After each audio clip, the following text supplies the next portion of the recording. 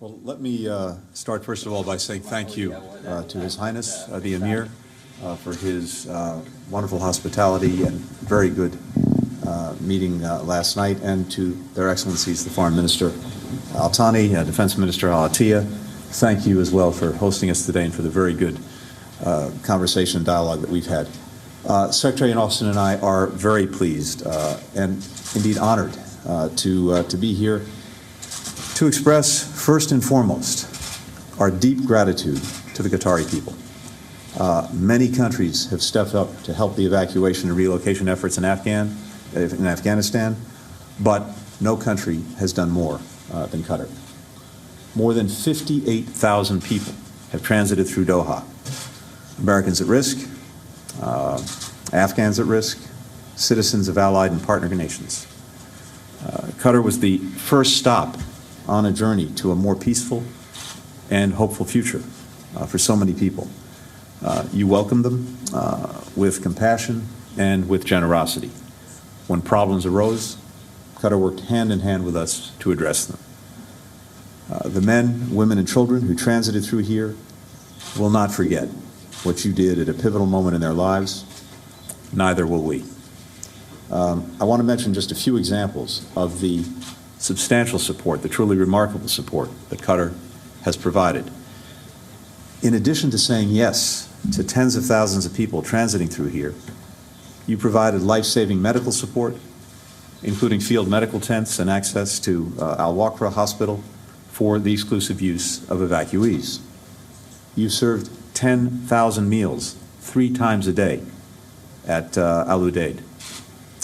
You've established a coordination cell at Camp Basilia to help organize all of the NGOs sending more supplies. And you provided 20 Qatari Airways flights to fly thousands of people to the United States and Germany, and you've offered 20 more. All told, this has been a remarkable outpouring of support under incredibly challenging circumstances, and a powerful testament to the world of Qatar's generosity and statesmanship. It's not a coincidence that we've transferred our Afghanistan diplomatic operations to Doha.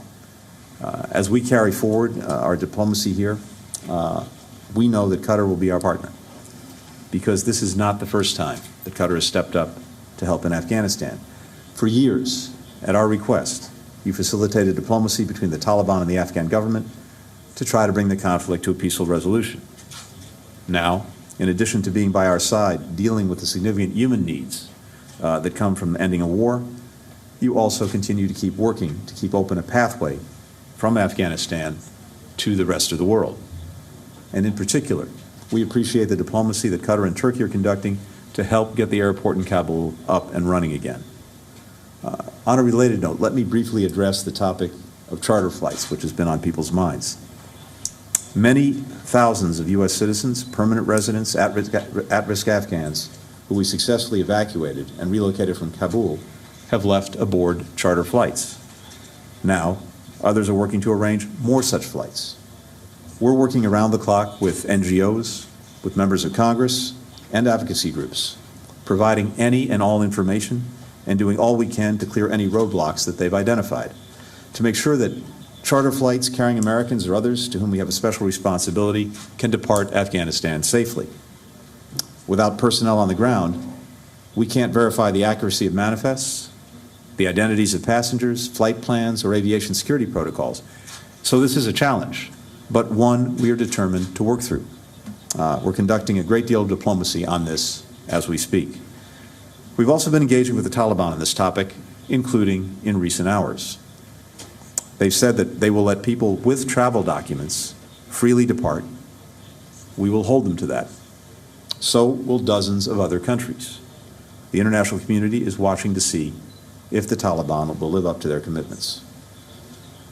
There will certainly be more work to do together in the days to come. Our two countries will continue to closely coordinate, as we have for the past several weeks, to keep the relocation effort moving forward as smoothly and as swiftly as possible. This is a complex operation, as complex as any in recent memory, but I've got every confidence we'll succeed at it because the partnership between Qatar and the United States has never been stronger. And our countries will continue, as we've heard, on a wide-ranging list of issues, a wide-ranging dialogue and close cooperation, including on trade, investment, defense, counterterrorism, human rights, cultural exchange, humanitarian aid.